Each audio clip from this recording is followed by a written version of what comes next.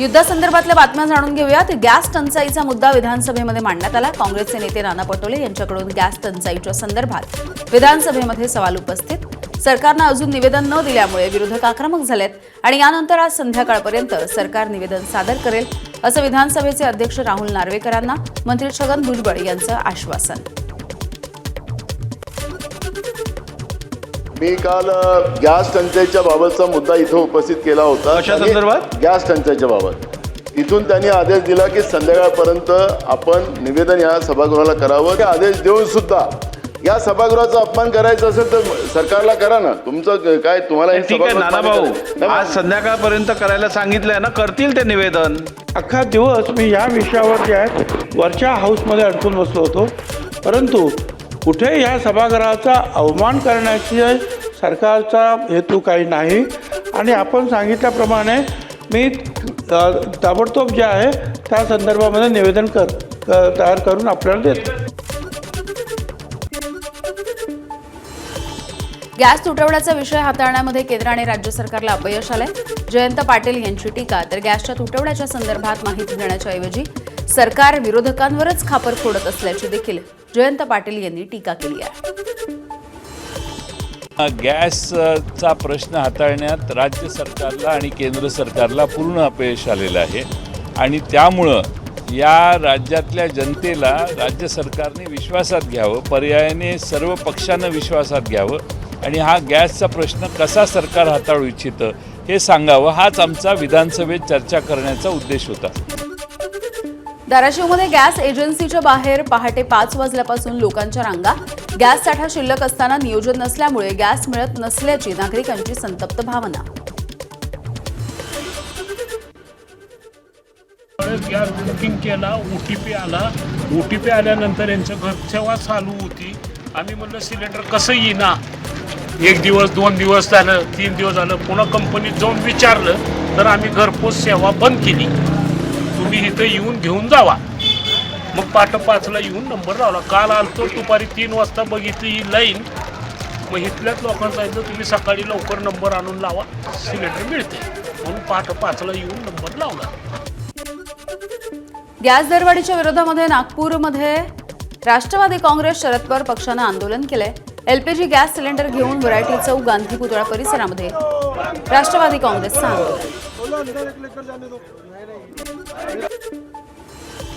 सोलापूरमधल्या कुंभार वेस परिसरामध्ये काँग्रेसकडून उपहासात्मक आंदोलन। नरेंद्र मोदी यांच्या नाल्यातून गॅस बनवण्याच्या वक्तव्यावरती टीका करत आंदोलन करण्यात आलं। पंतप्रधान मोदींना विश्वगुरू संबोधत काँग्रेसची उपरोधी घोषणाबाजी। गॅस टंचाई आणि सिलेंडरच्या काळ्या बाजाराच्या विरोधात जळगावमध्ये ठाकरेंच्या शिवसेनेकडून आंदोलन। तोंडावरती काळ्या रंगाचं फडकं बांधून हे आंदोलन करण्यात आलंय। आपल्या या जळगाव जिल्ह्यासहित महाराष्ट्र राज्यासहित संपूर्ण भारत देशामध्ये गॅस एलपीजी गॅसची तीव्र स्वरूपामध्ये टंचाई भासत आहे।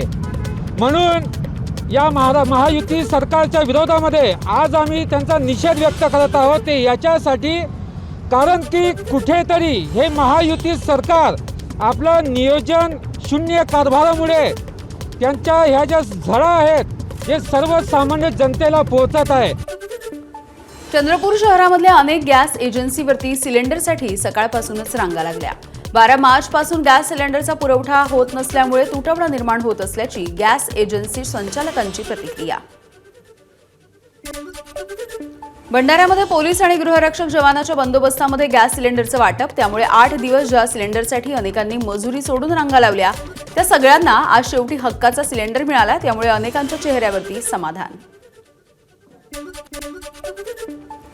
सातारा जिल्हा पोलीस अधीक्षक तुषार दोशी यांच्या सूचनेनुसार होमगार्डच्या बंदोबस्तात गॅस सिलेंडरांचं वितरण होत आहे। गॅस एजन्सीच्या बाहेर होणारी गर्दी टाळण्यासाठी प्रशासन यशस्वी। बुलढाण्यामध्ये ग्रामीण भागात गॅस पुरवठ्याच्या संदर्भात दिलासादायक चित्र आहे। नोंदणीच्या नंतर अवघ्या काही तासात सिलेंडर घरात। त्यामुळे बुलढाण्यामध्ये कुठेही सिलेंडर मिळवण्यासाठी रांगा नाहीत। बीडच्या अंबाजोगाईमध्ये योगेश्वरी देवस्थानच्या अन्नछत्रामध्ये आता चुलीवरती स्वयंपाक। युद्धामुळे व्यावसायिक गॅस सिलेंडर बंद झाल्यामुळे अन्नछत्राची सेवा खंडित होऊ नये यासाठी ट्रस्टचा निर्णय। मुंबईमधील अनेक खानावळ भोजनालय, हॉटेल्स तसंच खाऊ गल्ल्यांमध्ये चुलीवरती जेवण बनवायला सुरुवात झाली. चहा विक्रेत्यांकडूनही भट्टी चूल तयार, तर निखाऱ्याला वारा मिळावा म्हणून पंखाही बसवत अनोखी शक्कल.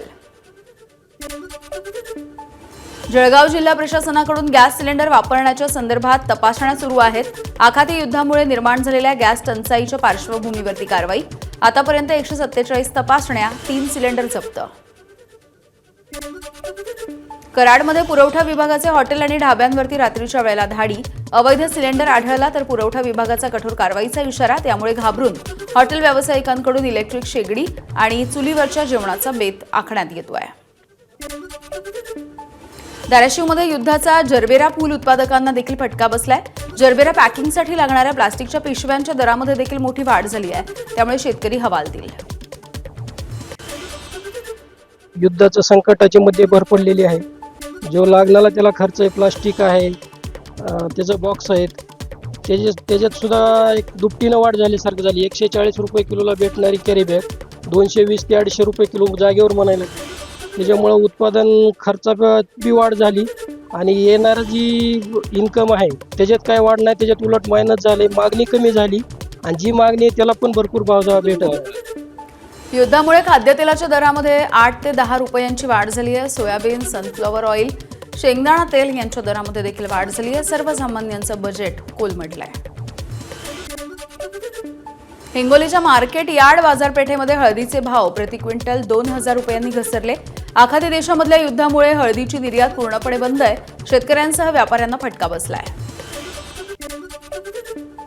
घरगुती गॅस सिलेंडरच्या तुटवड्यामुळे गरम पाण्यासाठी बंबाची मागणी वाढली आहे. मात्र बंब निर्मितीसाठी एलपीजी गॅसचा तुटवडा निर्माण झाल्यामुळे उत्पादनावरती याचा परिणाम होतोय. सिलेंडरचा काळा बाजार केल्याच्या संशयावरून 7 जणांवरती नाशिकच्या सातपूर पोलीस ठाण्यामध्ये गुन्हा दाखल. 2 छोटे टेम्पो, 1 मोठा ट्रक, 158 भरलेले सिलेंडर्स आणि 289 रिकामे सिलेंडर असा एकूण 25 लाख रुपयांचा मुद्देमाल जप्त.